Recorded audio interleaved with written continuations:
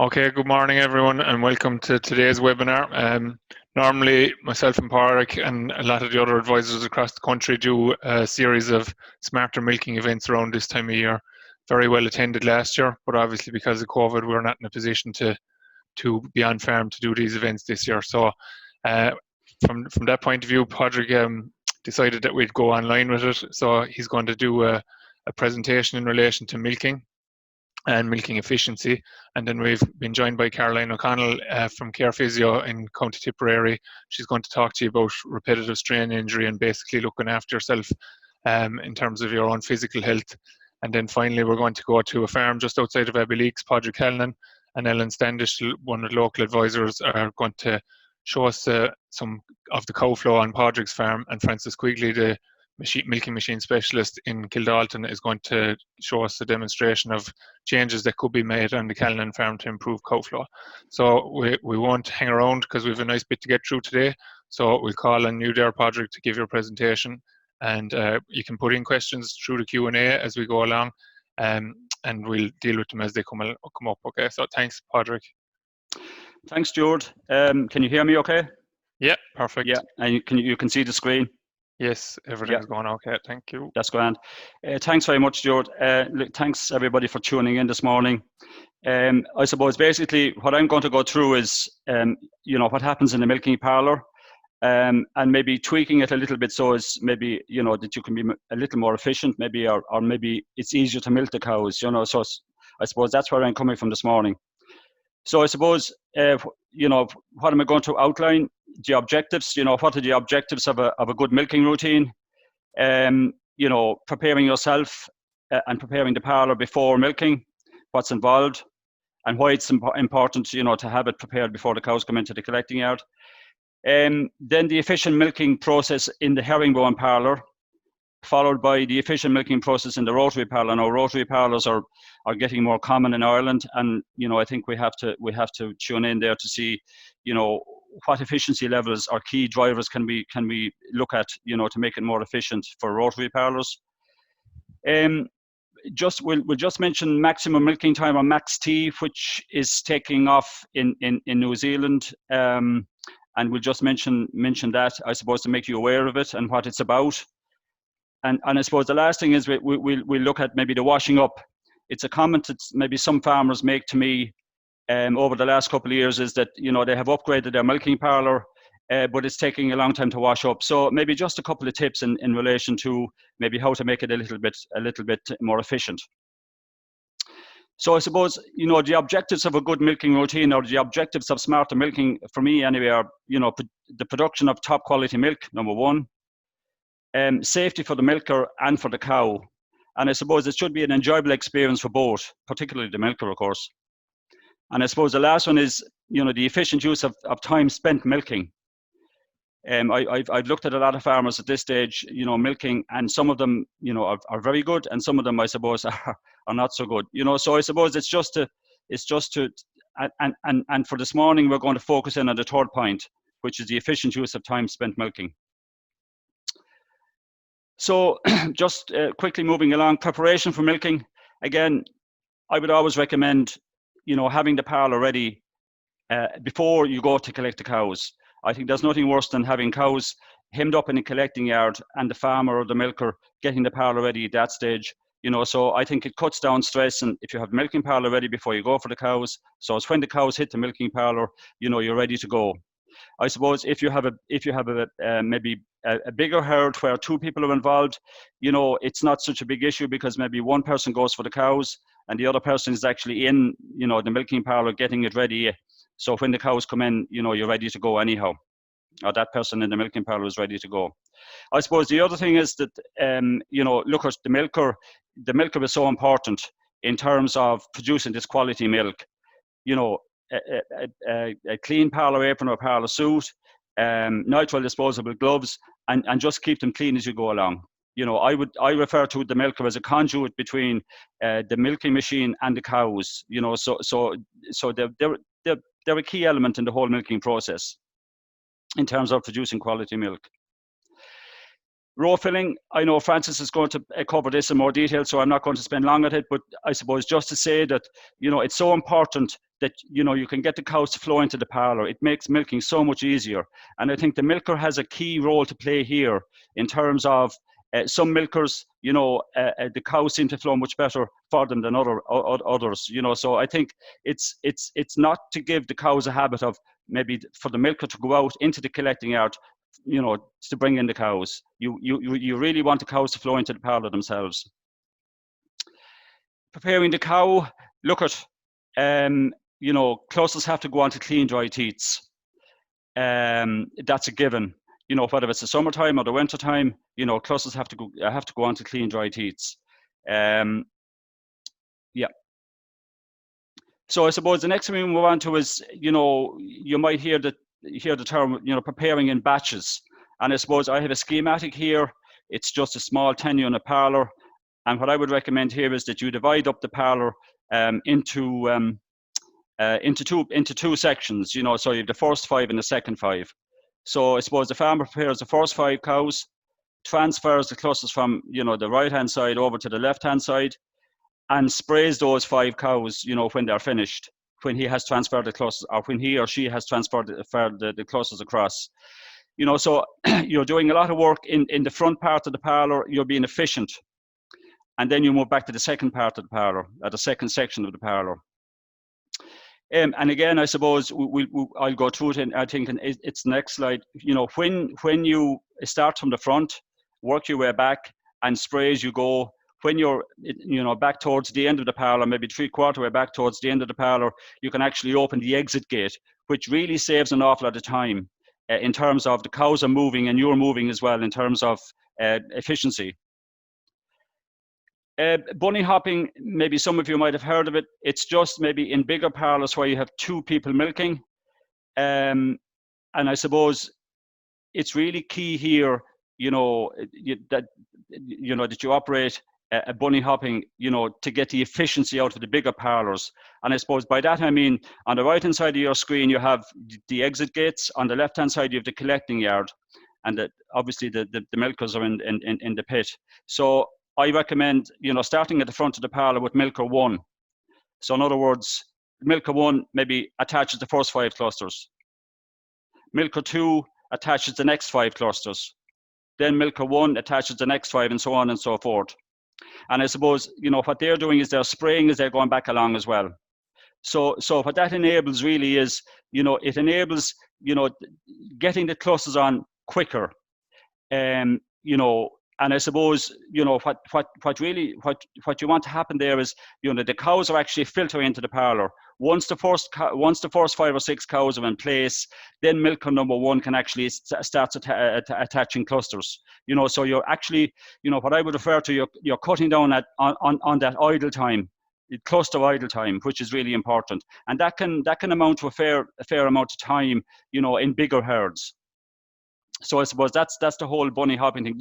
I suppose the alternative to that would be that milker 1 concentrates on the first section of the parlor, the first half of the parlor, and milker 2 concentrates on the second section of the parlor. But if you operate the bunny hopping, it's certainly more efficient. Cluster changing, and Caroline will probably refer to this maybe later on, or maybe, you know, repetitive strain injury. You look at, I suppose, what I'm recommending is that, you know, you use both hands when you're attaching clusters. I suppose the average cluster in Ireland currently is about, you know, it ranges between, you know, 2 and 3 kgs. You know, so if you're lifting all that weight with one hand, you know, as opposed to 2 hands, you know, I would certainly recommend if you can use both hands, you know, depending on which side of the parlor you're working on. So just quickly, on the right-hand side of the parlor, and I suppose how do you determine which is the right and which is the left? Always have your back to the collecting yard. You're looking forward. You're looking, you know, in the same direction as the cows or the exit gate. So the right-hand side of the parlor, when you're attaching clusters to the right-hand side of the parlor, you're holding the cluster with your left hand. You're holding the cluster with your left hand when you're attaching clusters to the right-hand side of the parlor. However, when you're attaching clusters on the left-hand row or the left-hand side of the parlor, you're holding the cluster with the right hand. So you're distributing that load between both hands. And I suppose, you know, as herds have got bigger, you know, this has become more of an issue with farmers, really. You know, that they're actually, you know, that there is more of this repetitive strain injury. just quickly, teeth disinfection, it's really so important, you know, to produce quality milk and to reduce that mastitis levels in your herd. Again, you know, whether you spray or dip, so long as it's done correctly, that's the key. So when you're spraying, you're talking about 15 mils per cow per milking. If you're dipping, you're talking about 10 mils per cow per milking. I suppose just maybe, you know, to put it all together then, you know, what are the key drivers of efficiency in a herringbone parlor? We're talking about, you know, starting from the front of the parlor, first of all. So when the first cows are in place, you know, you start working on those. Start attaching clusters once the first couple of cows are in place. Work in batches, and we went through that, and teeth spray as you go. This will enable you to open the gate then when you're 3/4 way down the pit, so as the cows are actually walking out and you're working as well. I suppose in bigger parlours, you know, to practice bunny hopping with 2 milkers. I suppose, yeah, the other thing is efficient use of the backing gate. And again, the backing gate should be used, you know, to reduce the space in the yard, not to force the cows into the parlour. That's really, really important. I've seen, you know, in some cases the backing gate is not used properly. So it's really important, you know, if you're training milkers, you know, that the backing gate is used properly and it's used to reduce the space in the yard as opposed to, you know, force the cows in. And again, opening the exit gate early, that's one of the key factors I see in efficient milking. You know, that when you start at the front of the parlour, you work your way down, you're spraying, opening the exit gate, the cows are filtering out of the parlour, and you're working away also. I suppose just, you know, a number of key drivers in a rotary parlour. I suppose generally speaking, you're talking about bigger numbers of units. So one of the key aspects here, I think, is actually getting those clusters on fairly quickly. And we're talking about, you know, a target of maybe getting clusters on in 4 seconds. I suppose operating the platform at an efficient speed, you know, so look, that will depend on the operator as to, you know, how efficient they are as well. You know, standing close to the bridge, you know, by that I mean is, you know, where the cows enter the rotary parlour, you know, if you see the operator close to that bridge all the time, it means that they're getting the clusters on fairly efficiently, fairly quickly, and it enables the cows, you know, the clusters to be on the cows quicker, so as they'll make out quicker as well.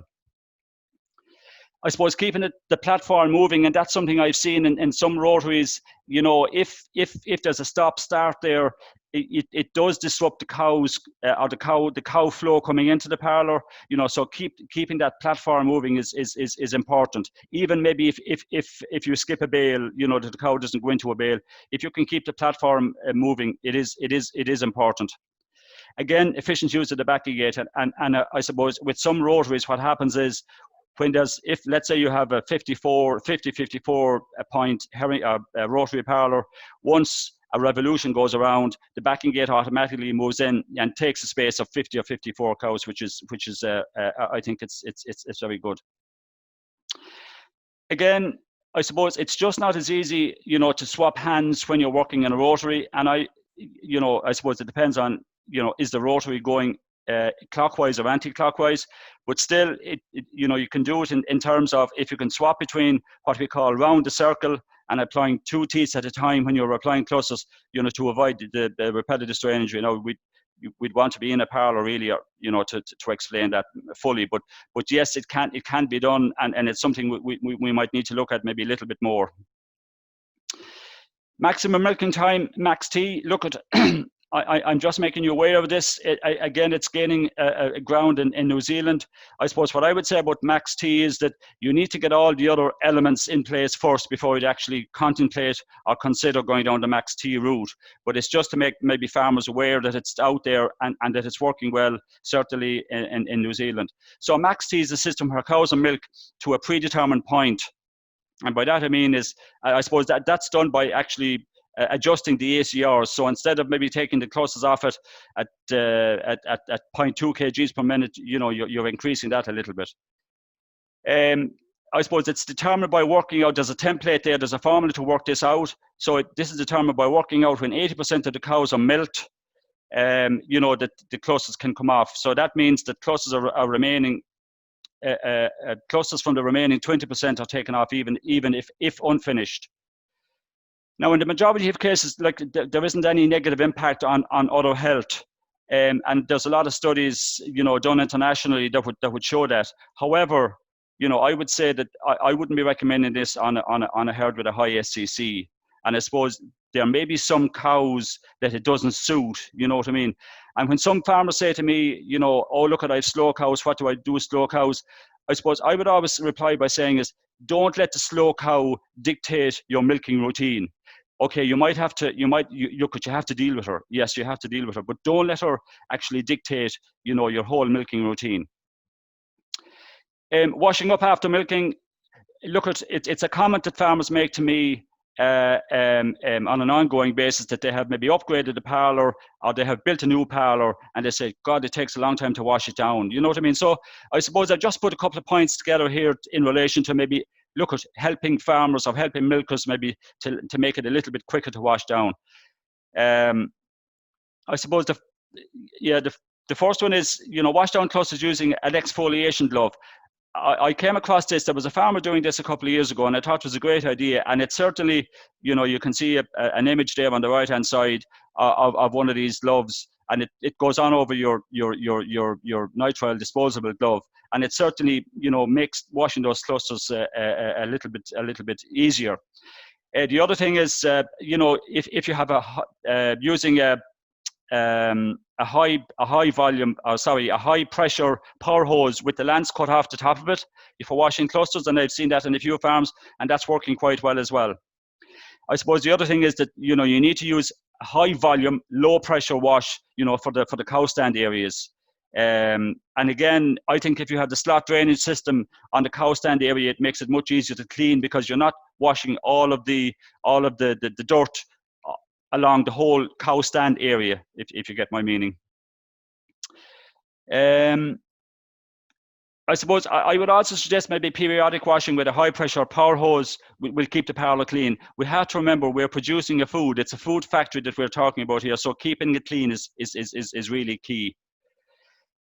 Look at just the second last slide. Benefits of a good milking routine. You know, consistent production of top quality milk. That's one of the key areas. Increased parlor efficiency. Consistent milking, so as the cows are milked in the same way all the time. You know, hopefully, you know, reduced repetitive strain injury by maybe implementing some of the points that I have outlined already. You have less mastitis and lower SCC, hopefully. And it's, look at all of this, you know, should turn out to be more profitable as well. And I suppose this is the last slide, I promise. Ourselves, FRS and AHI have developed a level 6 milking course. And we have been running this for the last couple of years. You know, this year we haven't run any courses yet because of COVID, but hopefully we're hoping to get that cracking on very, very shortly. So there's 2 contact numbers down there. You can contact Pat Riley in Farm Relief Services, FRS, and the number is there, or myself in Teagasc, and my number is there as well. So thanks very much. Hopefully I haven't gone too much over time, Stuart. No, you're okay, Padraig. I suppose just to come back to the kind of just the idea of opening the gate, people get probably a little bit nervous the cows are going to take off on them. Yes.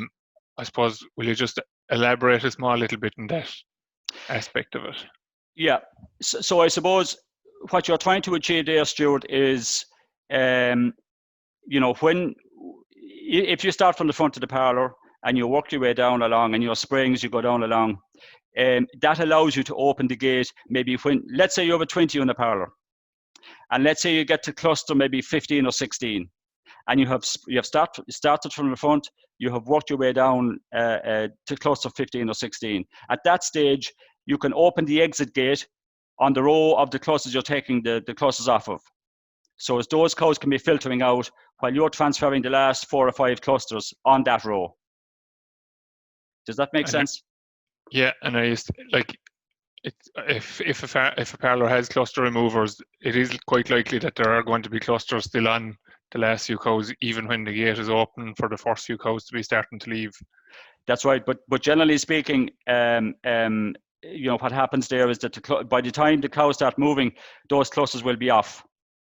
Yeah, okay, Stuart. And you know, and could you quantify? I might be putting you on the spot now. Could you quantify in terms of seconds what can be saved on each row? Because I suppose in an individual row, it's not going to seem like a lot, but it's when you put it across maybe 9-10 rows, as a lot of people are milking now, that you're going to see a couple of minutes being saved every time. Yeah, you're talking about, you know, I'd say 2, 3, 4 minutes per row by implementing that procedure only. Stuart. You know what I mean? That by implementing that routine of starting from the front, spraying as you go back along, and opening the gate. Now, look, you might get that wrong the first time. So in other words, you might say, Jesus, you know, I opened the gate too quick. You know, but the next time you'll get it right, because you'll say, well, instead of opening the gate at maybe when I'm transferring cluster 15, you could say I'll transfer it at 16 or 17. Do you know what I mean? Yeah, so just kind of feel your way into it a small bit. Feel your way into it. And it also depends on the time of the year. It also depends on, you know, how much milk they're yielding as well. You know, so that will change as the season goes on. You know, you know, so maybe early on in the season or at peak milk production, it could be maybe cluster 17, 18. From now on, it could be cluster 15, if you get my drift. Do you know what I mean? So you tweak that as you go along as well, Stuart, you know. Okay. And in terms of the switching hands then, Padraig, I know this is something that we've covered with the last 2 or 3 years doing the events together. Yeah. It's probably a bone of contention actually with farmers trying to get them to change it. And of course, like any change for anybody, not just farmers, it's a challenge to change a routine that you're really set into, but it takes a bit of concentration to do it, and we would be advocating that people would probably consider doing it around now. Absolutely, yeah. And look at, yes, and farmers berate me sometimes about it. I can't change whatever. Yeah. And look at, I would say, first of all, you know, farmers probably maybe don't give it enough time. You know, so how long does it take to change a habit? You're talking about maybe 3 or 4 weeks. And I was talking to one farmer there last year, and he said it took him 6 weeks because he had to do it because he had a problem with his shoulder. So he had no option but to keep on trying it. You know what I mean? But like when he got it, and it's really it has allowed him to continue milking cows. Actually, Stuart, you know what I mean? So it does take time. Yeah. You know, sometimes when we do a milking course, we get the lads to maybe, you know, when they go home to milk that evening, we say, okay, you know, try it. And they say, oh God, it took me half an hour longer to milk the cows. So certainly it will take you longer initially. Do you know what I mean? But it certainly, you know, it pays off, you know, in long term, you know, from a medical point of view or from your health point of view as well, you know. So, yeah, but look, it is a bone of contention, and it's not easy, particularly if you're milking cows for a long time, Stuart, yeah. Okay, Padraig. So I suppose you've teed it up nicely there now to switch to Caroline. So we'll talk to Caroline. So in relation to the whole repetitive strain injury that Padraig has outlined there, Caroline, and the other aspects that you see that are in your practice and care as being important. Yes, thanks, Stuart. Thanks for asking me to speak today. So, as you said, I am a chartered physiotherapist and I work in care in South Tipperary. So, farmers and their families make up a massive portion of our typical client list that we see every day. And over, I suppose, the last few years, we noticed some similar recurring injuries coming in among these people on a fairly regular basis. And it's due to the work that they do in farming, and in particular work in the milking process. So like Padraig has spoken about there, the repetitive nature of the work and the speed that everyone is trying to achieve at it as well does tend to cause some problems as people are going through the process. So it's just to be mindful of maybe how we can make changes in the process and see if we can you know, do something in your day that's going to make you better able to keep doing it for longer and do it without pain and without injury. So I suppose it was new to me to learn that just how often the clusters have changed, the amount of movement that happens in the parlour, not from a farming background. I've learned this, I suppose, from farmers that I've spoken to daily. So doing something twice a day for 300 or more, for many of you, 300 days a year, is obviously going to lead to a repetitive type of injury, and those injuries we see all through the body. And I think as physios, the important thing for us to do is to give you strategies that you can use during your day, because all of you are busy and, you know, terribly busy at times of the year, so there isn't much time to be adding more into your routine. So we're looking at ways of making small changes in your routine and eking out little minutes to do some exercises that are going to make things better for you.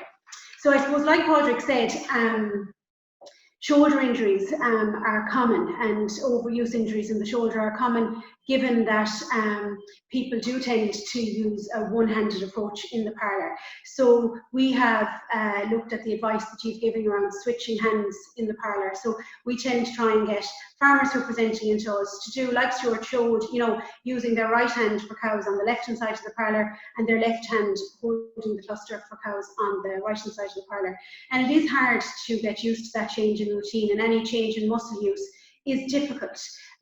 But it is all about practice, and with any muscle, the muscle learns to work in the most effective manner that it can. So practicing that really does make an awful lot of difference. So we see farmers typically coming Caroline, into... Yeah?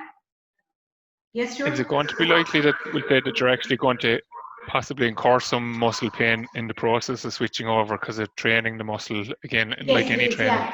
Yeah, that's very possible. So sometimes people would find, I mean, like Padraig said, that it slows them up, and then it also gives the other shoulder a niggle, because it's not like your other arm is doing nothing. So the other arm would have had a role in, you know, stabilizing or changing. So it would have been doing other work. And now you're looking for it to now add into this changeover process, and it isn't strengthened for that. So every muscle benefits from practice. So that's why, you know, a seasoned farmer can, you know, work so well always using their right hand, because their right hand has really strengthened up for that. So when we get them to use their left hand, which mightn't be their strongest hand anyway, there would often be some soreness in that time. But with all muscles, the thing is to, if you can stretch them, actually, they're longer, they can work better. So keeping them stretched and keeping them moving is actually what will make them stronger. So practice of the work. But this is what we see a lot, is that physical work, and then as you all know, as farmers, there's plenty of physical work available. That in itself isn't always enough to adequately prepare you for the work that you need to do. And on a day-to-day basis, you might get away with it with small niggles or little aches, but something different, you know, some change in the parlour, some, if you slip or you reach a little bit more, that then can cause an injury. So that's why you need to kind of ready yourself for that. So by being able to use both hands, at least you're giving one side a break, both in the shoulder and in the back, because obviously you're leaning in as well when you're trying to change those clusters. So both of those things changing over allows both of those things to rest a little bit.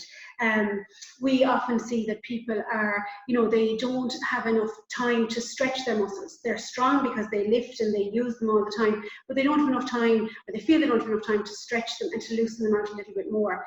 And now I think Padraig and yourself are probably eliminating this downtime in the parlour that we like to give tasks to farmers to, but we see that there's, you know, minutes, 2 or 3 minutes at a time while you're working, you're not actually using your hands maybe at that time, and you might have a moment, you know, we'd often get farmers to reach up on the bar overhead, stretch out a little bit there, just really try and open up the shoulders, stretching overhead, stretching behind as well, using bars that you can hold on to really stretch. And then when you come in, simple things like a resistance band. So those elastic bands you often see, you know, they're in the sport shop, they're in Lidl and Aldi from time to time. Those resistance bands are really useful, tied on somewhere in the kitchen while you're waiting for the kettle to boil at breakfast time. You have time where you can do some repeated strengthening exercises there. So that's strengthening the muscle, but not doing the very same exercise that you've been doing all day long. So it stops the repetitive nature of that. The shoulder as well struggles a lot from our posture and our neck. And for most of us, physios, farmers, for many of us, we work in front of ourselves. So when you're reaching, and I mean, we're talking about that movement into the cluster, you're reaching forward with both your hands. So really shortening here between the shoulders and overstretching, bringing those shoulders forward. That leads to a lot of shoulder pain around the back, pain up into the back of the head, pain up into a headache. So watching your posture will make a big difference there. And that can start on the easy times. That can start when you're reading the paper, when you're watching TV, when you're on your phone, just not to be head down, shoulders rounded, you know, trying to sit up tall, bring your head up, pull back the shoulders, bring your paper up higher, bring your phone up higher, watching your position. And in the parlour then, in these tiny minutes of downtime that you have, fixing your posture again. So when you come up from attaching a set of clusters and you have that minute, taking time just to pull your shoulder blades back together and really stretch out the back of the shoulders, that all makes a big difference in, you know, just stopping the same movement from happening over and over again. So I suppose shoulders are a big thing, but you'll never get a physio who doesn't talk about low back pain. So low back pain, we can all identify with it. So farmers will complain of that tired, achy back in the evening from a busy day, or, you know, it can go from there then to maybe an acute injury, sharp pain, pain that's stopping you from working comfortably, or indeed working at all, which is the ultimate disaster. And recent studies show that 40% of farmers report low back pain, and that's in comparison with 20% of people of the same age in different occupations. So it does show that, you know, farming and the whole process of farming is hard on the lower back, and it's a part of our body that we really need to mind. So farmers typically have these lovely, strong, stiff backs, and that's not necessarily a bad thing at all. Those backs, they manage fine, they can work, they can do all the things that they need to do, but it's in times of extra effort and maybe when there's extra stresses on the body that you can be let down. So if you're calving, for example, and maybe your lack of sleep and, you know, in really awkward positions, that's a time when your back can cause some back pain. And springtime isn't a time for injury at all. There's no time for injury, but it's neither is it a time for taking on a new regime or a new exercise program. So this time of the year, kind of this autumn winter time, is when we suggest to our farmers to, you know, start getting spring ready, planning forward and thinking about what they can do to improve their overall health and improve the strength and condition of their back during this autumn winter time, when in fact they might be a little bit quieter than normal. I suppose we know that farmers now aren't as physically active as they would have been years ago. So quad bikes have reduced the amount of walking that they're doing. General machinery has reduced some of the physical load. But that doesn't take away then for, in really busy times, that extra physical effort that is needed. So it's to be fit for that. And we're seeing increasing obesity rates in farmers, and a lot of that is due to the lack of physical exercise that's been done anymore. And it's always hard, you know, I see farmers, you know, rolling their eyes at me when I say, you know, you need to be taking a bit of exercise, and they're like, I'm on my feet all day, you know, but it's different. Being on your feet and exercising are two different things. So we talk about needing some sort of cardiovascular exercise, and by cardiovascular, all I mean is something that gets your heart pumping and gets you breathing a little bit heavier. So you'd want to be able to hold a conversation, but maybe not a debate or a good conversation. You need to be a little bit breathless, taking in some small little bit of exercise. That might be that you can fit a walk or a run into your day, or as many of the farmers here say, that they're on their feet enough, so something like cycling or swimming is much better. Actually, here in Cahir, we have a great number of farmers coming into Pilates classes because they're getting their exercise and they're really strengthening up their backs, ready for spring. They disappear then in February, and we hear from them again around September, October, when they're ready to do another little bit.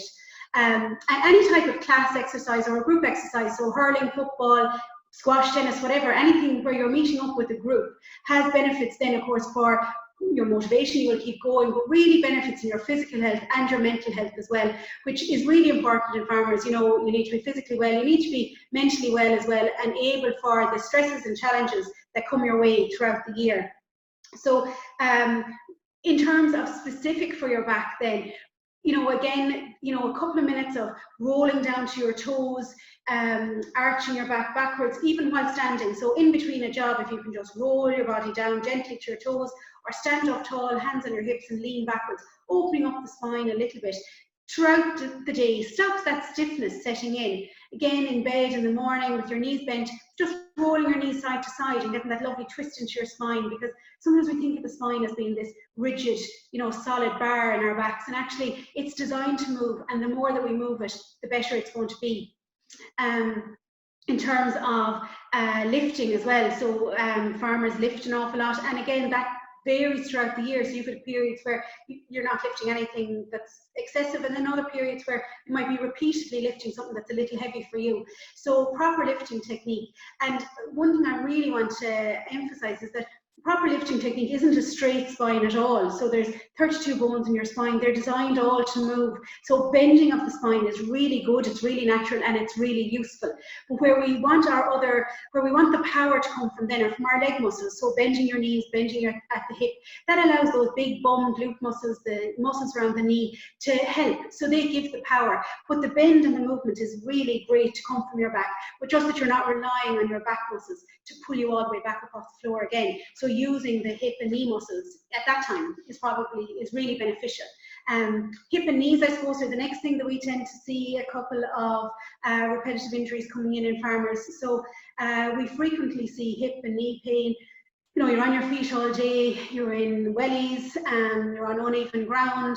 Lots of farmers have that habit of, hopping out of machinery, landing maybe on one foot, or always throwing the leg out, in and out, throwing the same leg out of the door of a tractor or a machine.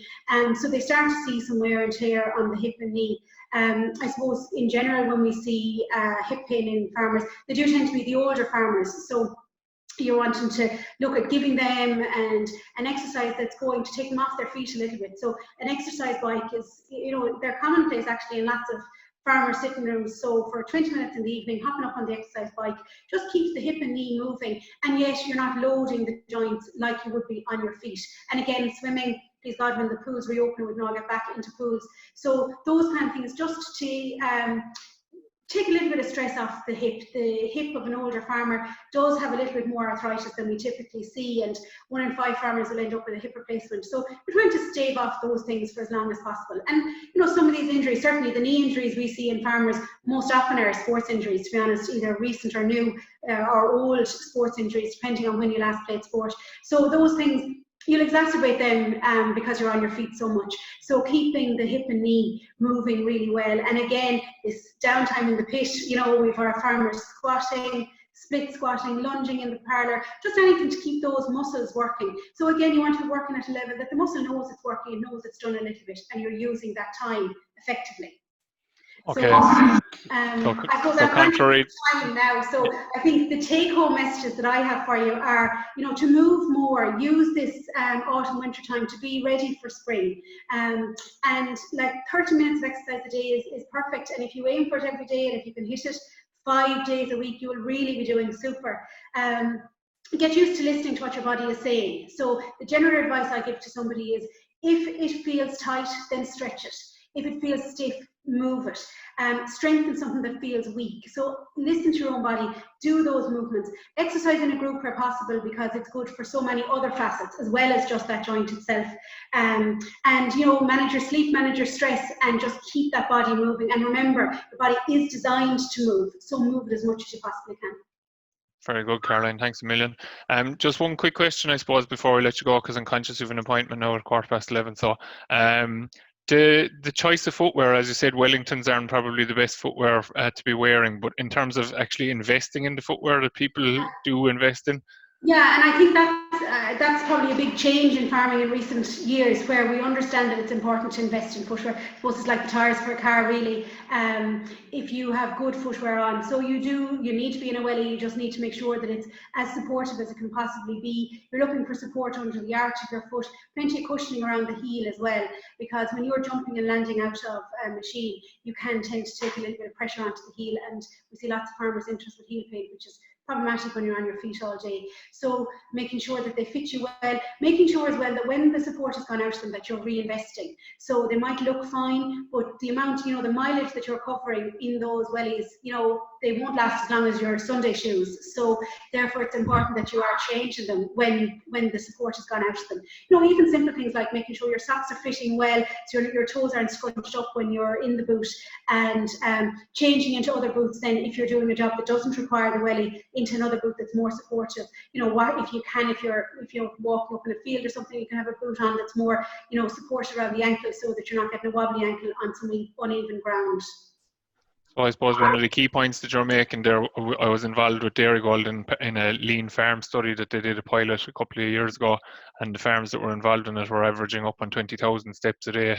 But that's not enough, even though that's more than your 10,000 a day. It's kind of stop-start movement, and you're advocating that people look at the exercise bike or maybe even a rowing machine type scenario, so that they're not putting pressure on their joints, but getting actual further correct cardiovascular exercise then. Okay, so sure. Look, Caroline has to go anyway because she's an appointment there at 11:15. So thanks to her for joining us for today. And we'll move to Ellen now, who's in Callan's farm outside of Abbey Leaks with Padraig Callan himself. Start by getting Padraig to give us just an overview of the farm here, how you're farming with your family, and number of cows, milking platform, that type of thing. Yeah, I'm farming here with my parents, Noel and Pat, and my wife Tara. We're milking 130 cows here this year on an overall grazing platform of 67 hectares, and the milking platform is 40 hectares. I suppose your milking platform is quite long and it's split into two parts. Yeah, the milking the farmyard here is up in one corner, and then the paddocks go down and kind of out both ways. So we have a lot of walking and a lot of turns. The furthest paddock is about 1.7 kilometres, and nearly most of them are over a kilometre or at a kilometre. It's just with the layout of the farms. Okay, so I suppose maybe the last point in the yard where they come in is just down here. This would be their last turn. So I suppose when they're in that longest paddock, how many turns would they have before coming into the yard at that point? Yeah, they have 6 turns before they get to this point. And on average, in the rest of the paddocks, be 3 or 4 turns before they get to this point here. So okay, and they've quite a few turns then as well, as we'll see as we walk through. So the cows walking along here. You have a rope in place then to keep them funneling on into the cubicle house here. So I suppose you might walk us through and tell us through how the cows walk through into the cubicle house and into the collecting yard here. Yeah, so the cows, actually we have a back latch system set up on the paddock this year, so it opens and the cows walk in at their own ease and no pressing or pushing them in. So they come in here and up the ramp, and by the time most cows are in at the parlor, the last ones are just coming in here, so we can close the door and go up to the parlor, so there's no forcing of cows and pushing them up.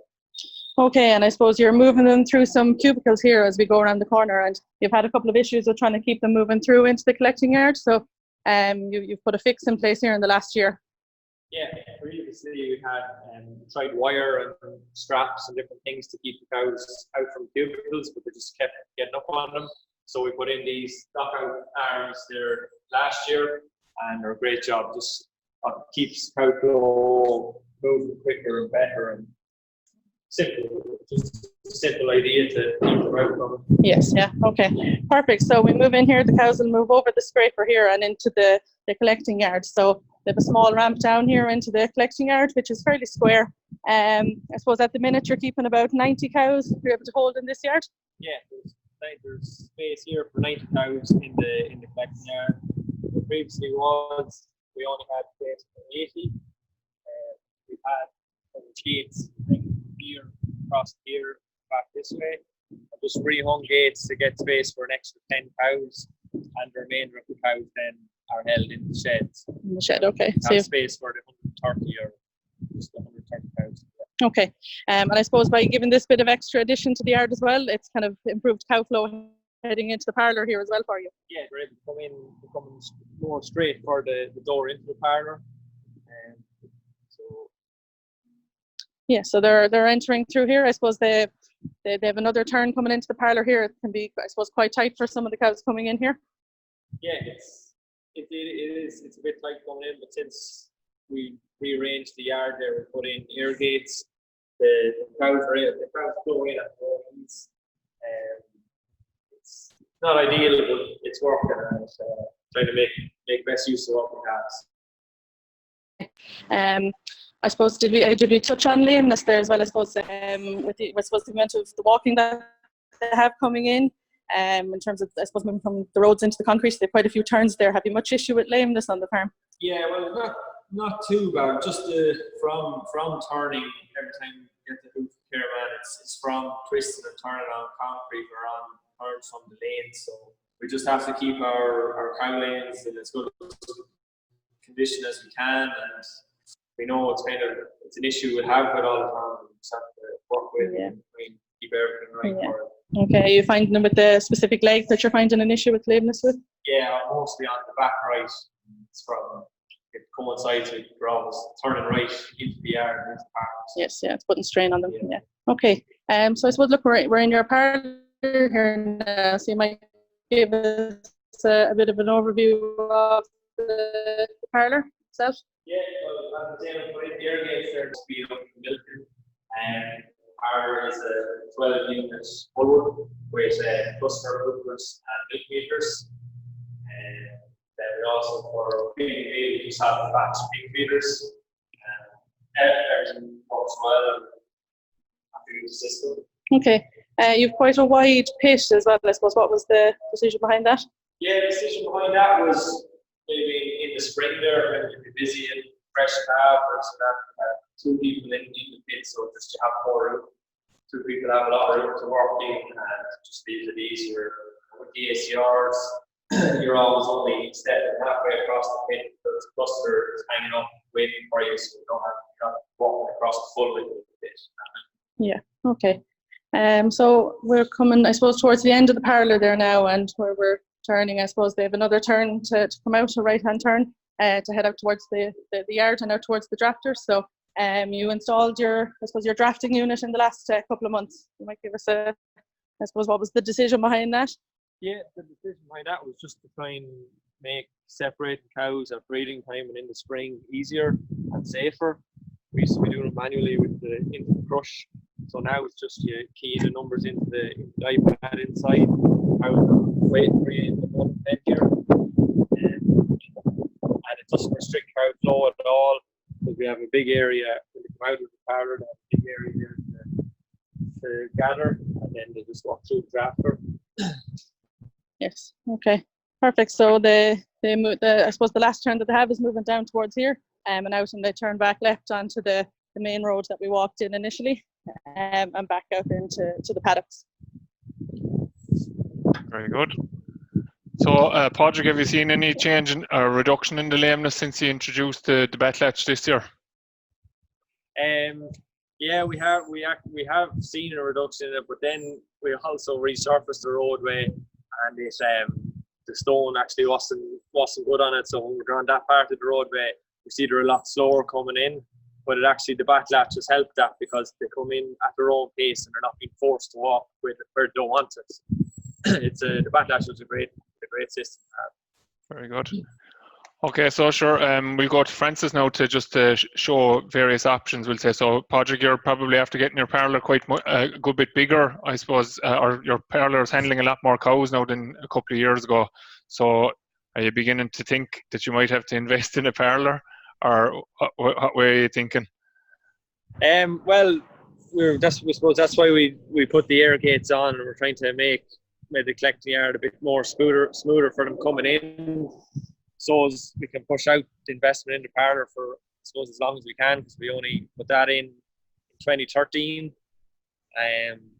So the parlour is perfect. It's just the flow situation could be improved. Okay. So sure, we'll go to Francis so to give us a rundown on that. So thanks, Padraig.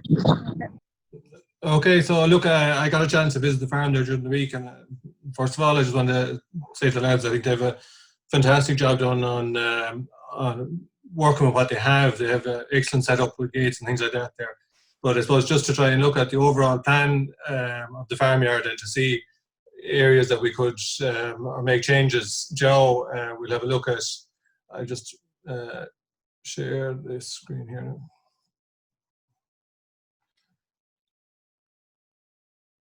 So hopefully you can see the screen there. Can you? Yeah. Yeah, so this is kind of an overview of the farm. So the milking parlour is down here near to where the green bin is, and the dairy is here to the front of it.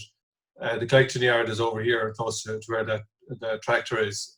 So there's a cubicle shed here, which there's roughly, I think, around 45 or 50 cubicles inside in that. The cows are coming in through this door and down and into that yard. They're coming back out and up again and out along. There's a slatted shed over here in this area here with a feed passage up the middle. There's some cubicles here, I presume, for dry cows. Now the lads might tell me whether I'm right or not. Here in the front of that, then there's calf pens for rearing calves. There's a large machinery shed here in the centre, because the lads do a good bit of tillage work and so as well. And over this side then we have a new cubicle shed gone in over here. There's approximately 60 cubicles or so there, which the feed space out the front where the lads had started. So as mentioned already, the cows are currently coming down here, coming across this yard into this door, and then they're coming down through the centre of the cubicles here and out into the collection yard. They're going into that small door into the back of the dairy again, which is obviously, that's going to cause restrictions. If I jump over there for a second. So just give this a second just to load up for you. So hopefully you'll be able to see the entrance into the parlour. So they're coming in through that narrow doorway out of the collection yards in here into the actual back of the parlour. So that's going to cause a restriction in itself. Like, number one, I suppose even if two animals are coming together at it, it's going to cause restrictions. But also you might have cows that are going to. We all have cows that prefer the left or the right of the parlour. So if you have a cow that's standing here that wants to get up this side, she's going to cause a restriction in there. So if we can alleviate or change that setup, I think it would make a big difference here in the setup here, and just trying to improve and develop that flow up into the actual parlour itself. So I suppose an obvious, well, maybe not an obvious, but one solution that we looked at was putting the collection yard out here to the rear. There's a good bit of space out here behind the yard. Now, maybe it was being used in the past for other uses, but at the minute it's more or less a parking area. So getting the cows into that now, in order to get the cows in there would obviously mean a change of route. So the cows coming from the paddocks out here would actually have to come along, or we're suggesting that they come along the back of the farmyard, around Sweeping Bend here down, and they'd be coming in then into the back of the collection yard. So you'd have good flow into the collection yard. Now I've shown the collection yard there. It's about 9.5 meters wide and it's approximately 20 meters long. So at 1.5 meters a cow, that would hold approximately 126 cows. Now there's also another span behind the milking parlour, which is actually a calf pen. So that would have to come out. So there'd be another 16 cows or so, space for 16 cows. So they'd bring up to around 142 cows. You'd have good cow flow, steady cow flow then straight into the back of the parlour. They'd be still coming out the front, and more than likely you'd move your draft in here to on top of the tank, and they'd come back down then after being drafted back out here onto this farm roadway and be brought back around. Now, obviously that's going to affect the silage pit, so you'll be losing space in your silage pit, and maybe losing your silage pit altogether if you want to maybe make some other use for, you could have maybe calving pens, because currently there's a calving pen here. There's actually a calving pen here that we walked through there on the video, and there's more calving pens over here. So they're very spread out, and getting cows into those, I can't see how there could be a one-man job. So if you could improve that situation as well. So I'd be suggesting, there's some cubicles here. I'm assuming these are for dry cows, because we have some calving pens here in this area here. But ideally, like if you had your milking cows, here in wintertime, they'd come out onto this farm roadway. They'd come down along here and into the parlour, and then back out around on this route again and back in. If you wanted to get, if this was divided, if you had some dry cows and some milking cows in it, if you're trying to get a dry cow out into the calving pen, she could come out here across, and you could have a small pen, here, just so we could make this into a one-man operation to get her easy from that shed into here. Or if you need to get her down, you can actually bring her all the way around and down into here. So now I suppose currently, I'm assuming the milking cows are here in this area, at wintertime, and they're coming out, so you have most of the cubicles, or you'd certainly start with the cubicles here. But I'd be suggesting that maybe you'd move that around, that you'd have your milking cows over here, and you'd keep your dry cows inside in this area. I suppose, that will improve the cow flow in and out into the existing parlour. Obviously, look, as I said, the silage pit would be sacrificed, and unfortunately, the new drafting system that's gone in here would need to be relocated. And I suppose that's one of the things that we suggest to people, that they'd be looking at an overall farm plan rather than doing things individually, that you'd kind of look at the whole picture. I suppose another option, we'll just take a look at it, would obviously, now I know there's been investment in the parlour recently to extend it, but if that hadn't happened, and look, another option would have been to to consider a new parlor completely, and to put a new parlor over here near the farm roadway. So the cows are coming down, they're feeding directly into the back of the collection yard here. They're going up through, this is a 24 unit parlor I've shown here. They're going up through that parlor out. Now, there's a substantial drafting area shown here. Joe, you get away with less than that, like Joe, but we've a herringbone crush and a standard crush shown there. But they're coming out through, down out of that, they'd come back down then and either come across the back here, or if there was a backing gate on it, when the backing gate has gone up, they could actually walk across. You'd obviously have a tank at the back of that, Joe, so they'd be coming out across that. Milking cows then here in this shed here, they could come out this side and feed into the collection yard, Joe, and then out, come back down, and then they'd feed back in again.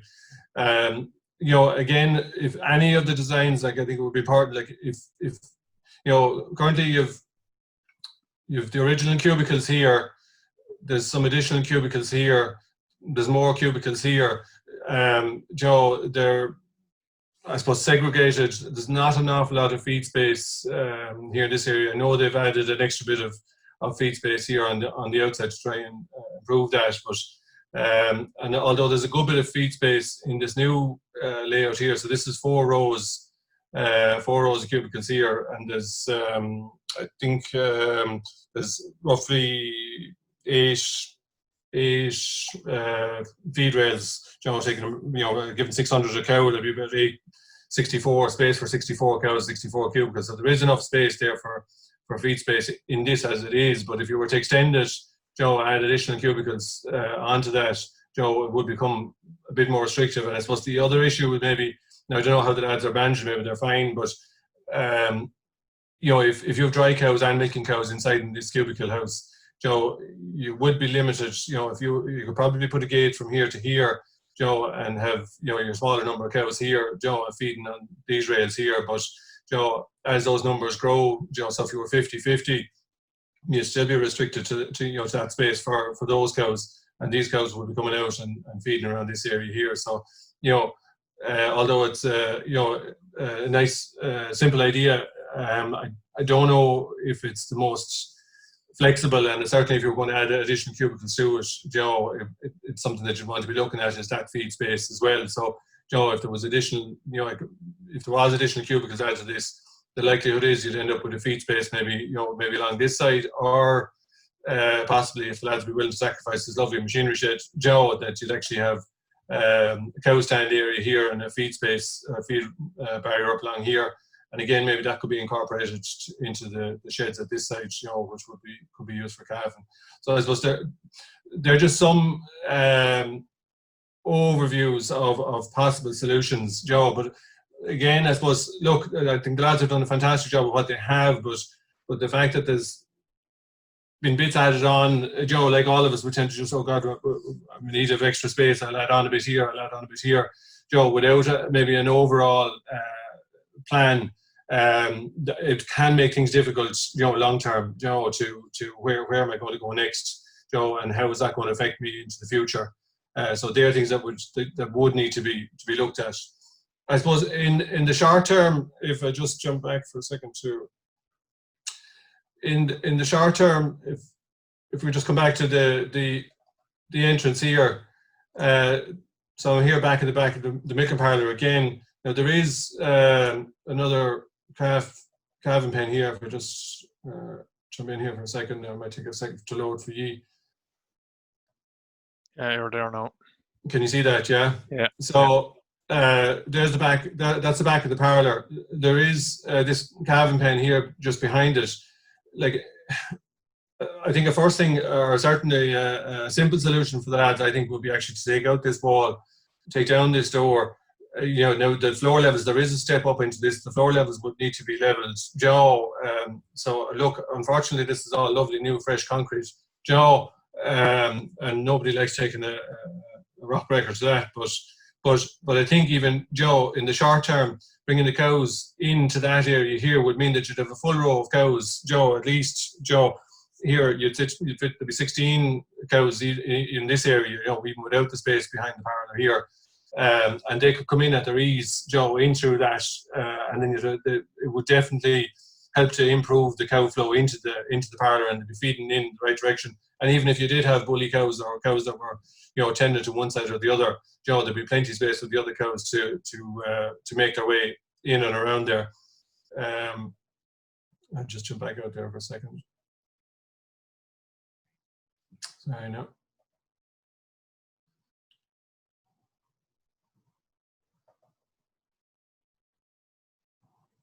So if we just go back outside for 1 second, and we'll just have a look at what that might look at from outside. So we're back out here in the collecting yard. Hopefully you can see that again now, can you?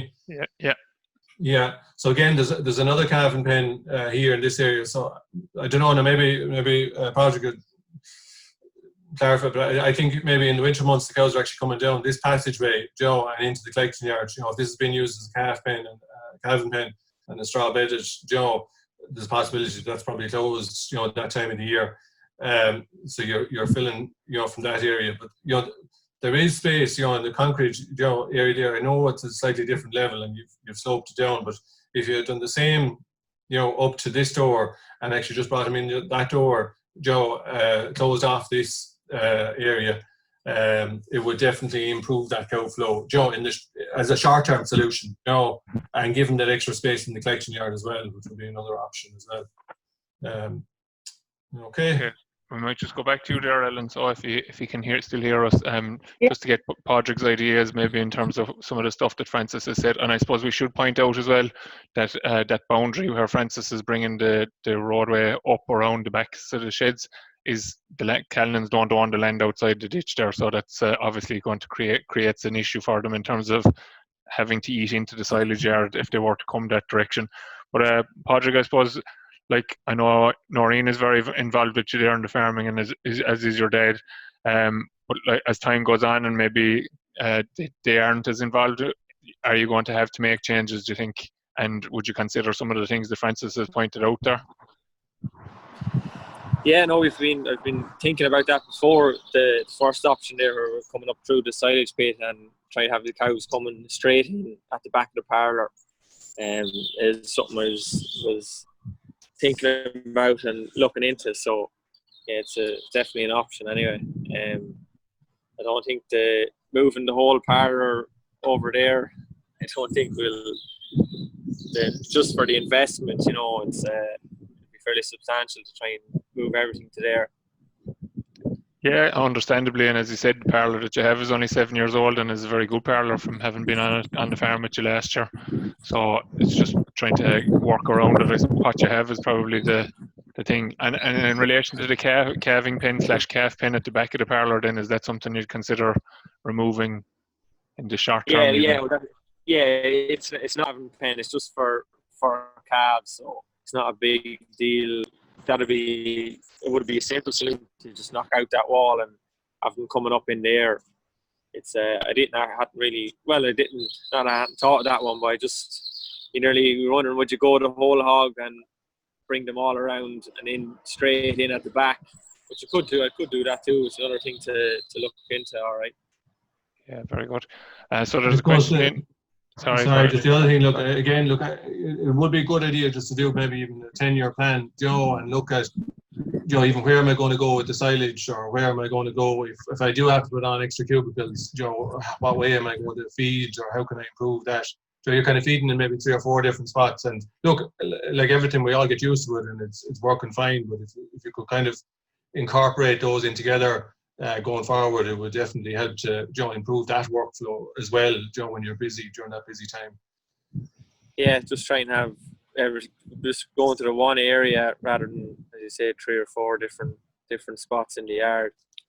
Like dividing those new cubicles. How are you finding that working for you with the feed passage that you have? Yeah, the new shed. Yeah, no, where you said we hung a gate there this year, and I think we had 12 or 14 cows of the nearest calving ones separated. But sure, like you say, it's not a one-man job. You're moving cows there. You need definitely someone with you, or if not 3 people maybe, to be during the day have them ready for nighttime. So it's Yeah, I think if you could incorporate those into a farm roadway around the back, that you could make make it a one-man job. And in fairness, you've done some fantastic work. And if you don't mind, if I have a minute, I might even just show some of those gates. I think the gates that you have in around the exit there are super. It's a fine example. Just before you do that, so Francis, I just ask. There's a question there from Sean McArdle for Podge to outline the kind of the back latch a bit more. So I've heard of it, but lots of people haven't heard of it. And you just explain how it works, Padraig, please. Yeah, it's just a gap handle on a timer, and you can set it for 4 or 5 different times during the day, whatever you want. Say for the morning, for the evening, or middle of the day.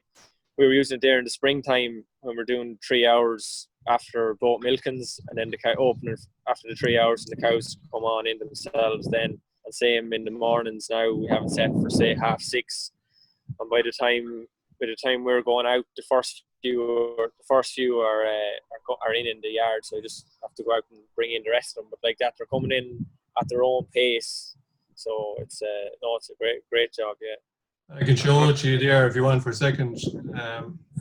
You see that? Yeah. Man. So it's literally a strap. You wrap this strap around the stake. This spring comes with it. You move that on as well to every paddock. So you leave your paddock in the open position, and basically there's a little pivot on the end of it. Let's see if I can bring up that one. There's a little pivot here on the end of it, and it literally releases the spring, and the spring flies back out of the way. So it's just a cam lock on it. It's on a timer. It's on a, you set your timer. Yeah. And there's also a phone version there that you can actually text, but I think it's nearly twice the price of the standard one. Is it? Yeah. Well, we have it at home now for a good few years as well, and they're very happy with it, especially this time of the year. Yeah. So do you just want to very briefly show the gates there, so Francis, just to? I will. Yeah. Because as you said, there's a good bit of thought, and it's a good layout in the exit yard, really. Yeah, no, in fairness, now I have to hand to that. It's very impressive layout and set up there in the yard. They put a lot of thought and work into it as it is. So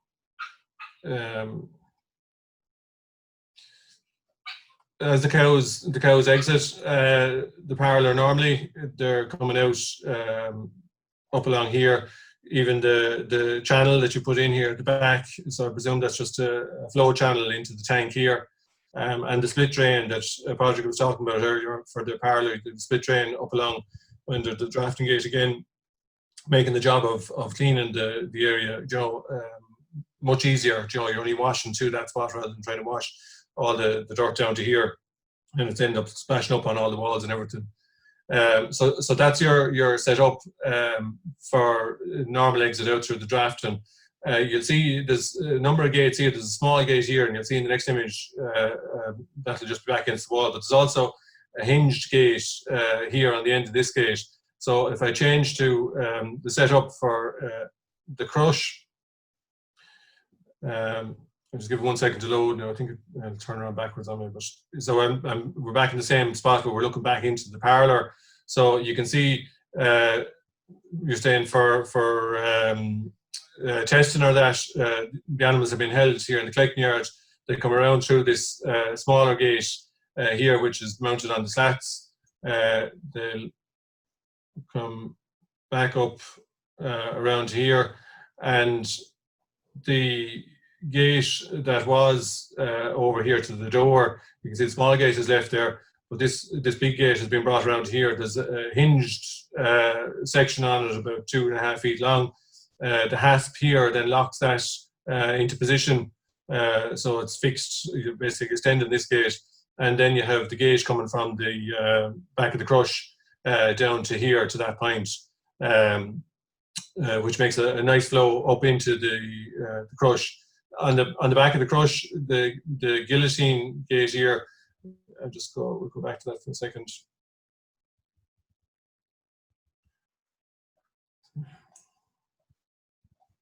That was, you were saying that there is another setup for cubicles, so the gates can swing across to access the cubicles as well. But if we just jump out to the crush, so you have the crush here along the wall here. you were saying the gate here at the back, it was intended, it was actually a sliding gate that was due to come in and out, but this gate, when it came around, was interfering with it, and you put in a guillotine gate there with a weight in it. I think I have a picture of that as well. We go back here. How would you find the guillotine gate, Padraig? Yeah, it's actually a super job. We never even thought of it, or when they were setting it up first, we were skeptical. We didn't think it'd work, but when we got it working, it's actually super. It's just very compact and tidy there, handy to lock in the cows or whatever cattle when you have them down to crush, like, and just easy to open. Then there's a little latch, you let off the latch, and the weight brings the gate back up. So very simple to work.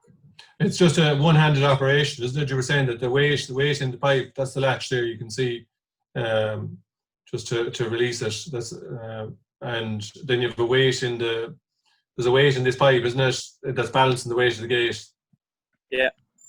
Pipe is an important point there as well, Francis, in terms of not having something that's going to drop down on somebody that's walking by outside or anything like that. No, absolutely. Yeah. But no, you were saying it's working very well. The other thing you installed was the air gate to the back of the parlor. So you were saying that they're a big improvement, or helping the cow flow hugely, are they? Yeah, they are. So we used to have to get up for every row and let them in and close the gate after them, which was very slow, like. But now we don't have to leave the pit until maybe the last 2 rows. So it makes a great difference. Yeah. And you were saying the second pivot point on it, so there's 2 mounting points. So the gate won't squeeze in as tight later on in the season, is it? Yeah, when, say, at the back end of the year, when your cows are more conditioned on them, bigger, we'll just change the pin, so it gives them more room. The last cow that bit more room to stand, like, so you're not pushing up against her. Yeah, and the controls for that. I can get a picture of the controls here somewhere. So there's the controls. Now you were saying that there is only 2 points. There's only one point on each side for operating those gates. So you have to come to that point. But again, look, I think a simple rope. You'd see the safety rope on the Rotary parlors, Joe, or something like that would work. Yeah. To operate that with a small bit of adjustment there, so you could actually have a rope pulling on that, even if it was only just doing the opening for you, it would be something that you could look at maybe as well. It would help. So you could open it from any point in the pit rather than having to come back up to that point to open it again. Yeah, that's something we were looking at too. Yeah. So. Yeah, and I was admiring your magnets for holding up the hoses. Handy hose holder. Yeah. What do you think of those? Save the back. Yeah. Yes, they're great job. Yes, saves your back, and it saves the hose from just getting thrown on the ground there, and that's what usually happens with it. So, no, just a very simple little device. Yeah. And even here, look, just that safety, a small bit of a metal step added to that bottom step. Again for safety, you just prevent a slip, and then make sure you have a full size step, all the way up again. Look, a nice feature. Very good. Look, we're going to have to leave it there because we're gone over time, but the numbers of people on the call have stayed on all the way through. So obviously a very important aspect something that people were very interested in. So you'll be able to look back at the webinar probably tomorrow or early next week anyway, and it'll also be available on Emma Louise's podcast as an additional podcast along with Emma Louise's normal Monday podcast. So look, I'd just like to finish up by thanking very much Padraig for initiating the whole day in terms of the Smarter Milking event anyway. Francis has a huge amount of work done, as you will clearly see there, in relation to the photographs and the diagrams that he's done there in relation to the farm, and we'd advocate people to really take a bird's eye view of the yard. Is always very important when planning any new investment, be it a cubicle shed, milking parlour, calf house, whatever, to just see where things are currently and where you should be putting things. And big thanks to Ellen and Padraig on the farm, and Padraig for giving of his time, both to Ellen and Larkin and Patrick going, and to Francis there a day or two ago as well to take some of the photos. We really appreciate your time and wish you all the best for the future. So we'll leave it at that for today. Next week we're going to be talking to some people from the Labour Relations Commission and one of the farmers that is now using or that in terms of how they deal with their labour and paying their labour and their rights in terms of time off and so forth. It's a topical area, so we're looking to have some people from the workplace relations available to talk to us, and they'll be on with us next week. So again, I'll finish just by saying thanks to all my speakers today. Thanks to Caroline as well, actually, who left us straight after her call. It was an interesting piece. Obviously something we probably wouldn't do if we were on farm, because obviously she's busy. She was able to take time out today to join us online, whereas she wouldn't be able to do it necessarily if we were on farm. So thanks to everybody involved. Thanks to all of you for participating today. Thanks for the questions that came in. And we'll see you all next week, and take care, everybody, in the meantime.